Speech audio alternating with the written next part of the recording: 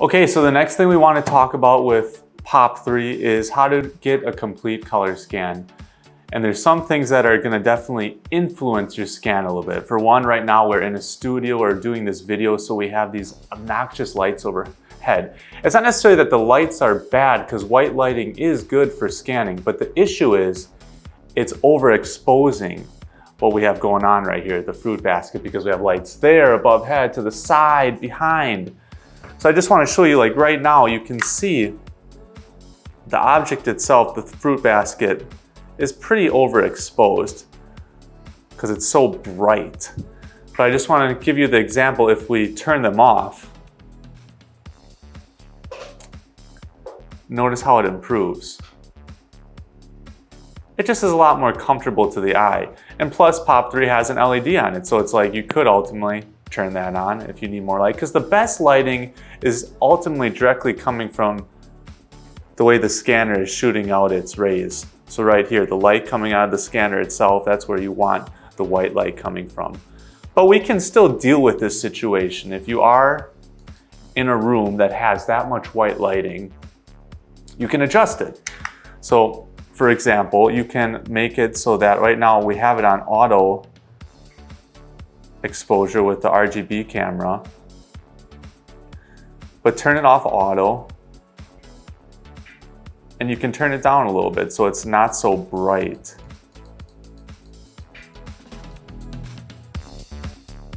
You know, and it makes it a little more appealing. So that's not a big deal. So that's somewhere to get around the bright lights. But something you absolutely want to avoid, you obviously don't want to go outside on a sunny day and try scanning something, because the sun will really mess up your scans. Maybe if it's cloudy, it's doable. Or if you're even inside next to a big window and it's a sunny day and that's coming in, the rays are coming in, that's going to influence your scan. So try to avoid that. So big things to keep in mind: sunshine, bad for scanning, and also too much white light like we have going on right now, above and at the sides. If you're going to have white light, you want it directly from the back, but it's nice that you can adjust the RGB and the depth camera if need be, if you have that kind of lighting. So let's try scanning this now. Oh, and something else I almost forgot, very important, is the white balance feature that we have on here. This is pretty cool. So you can adjust that, again, turn it off auto. So someone kind of clued me in. For example, if you're in a hospital, typically lights in a hospital are kind of blue lights. So maybe if you're scanning something in there, you want to make it look more warm. You could turn it all the way up to warm like that. Or vice versa, you're in an area where the lighting is more red type of lighting. You want to make the object that you're scanning more cold or blue. You could adjust it for that reason.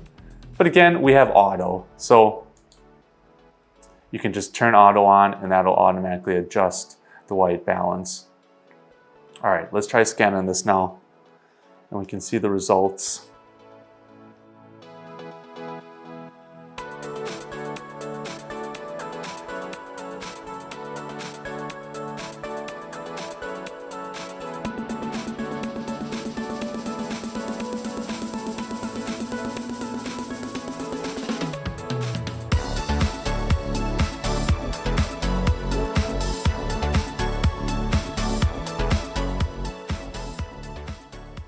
And something I want to point out to you as well, this is cool, I'm just going to pause this, we're almost done, but I can pause it and you see this little icon up here? You click this and it turns the coloring off, but it actually is not turning off color scan itself, it's just enabling the color in the moment, so you can kind of see if you have any holes going on. So you could take a moment, pause the scan, and see what fruits have holes in it and what you're missing. So that's a cool feature. And once you feel comfortable with it, just click it back on and continue the scan.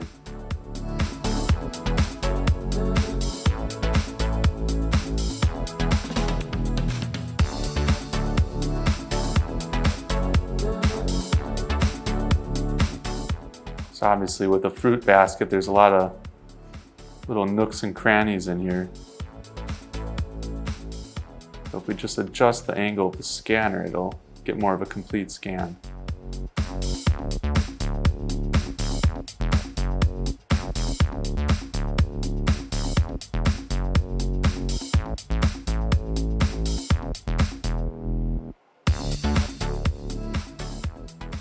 All right, that's pretty good. Pause that. We have some noise going on in there, but altogether not too bad. Let me run it through the software, and then we can look at the results. So complete. We'll do one-click editing.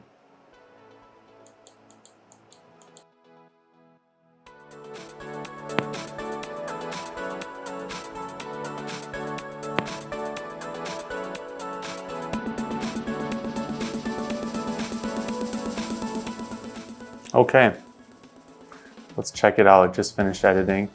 And there's our fruit basket. Wow. Man, look at the vivid colors there. Very accurate. A couple holes in the basket itself, but that's simply just because I didn't get the angle right and it's a little reflective. But the fruits, you really can see how POP 3 captures the colors wonderfully. Okay, so again, to keep in mind, when trying to get a complete color scan, just make sure your lighting is right. You know, there's a reason why we can adjust the RGB camera and the exposure, the depth camera on it. Things are overexposed or underexposed, you can adjust that. Stay away from lighting from the sun, it's gonna affect your scan. And also try to get your white light coming from directly behind you. Or if it's just not as obnoxious as a studio like this, turn them off. You know, you should just be fine.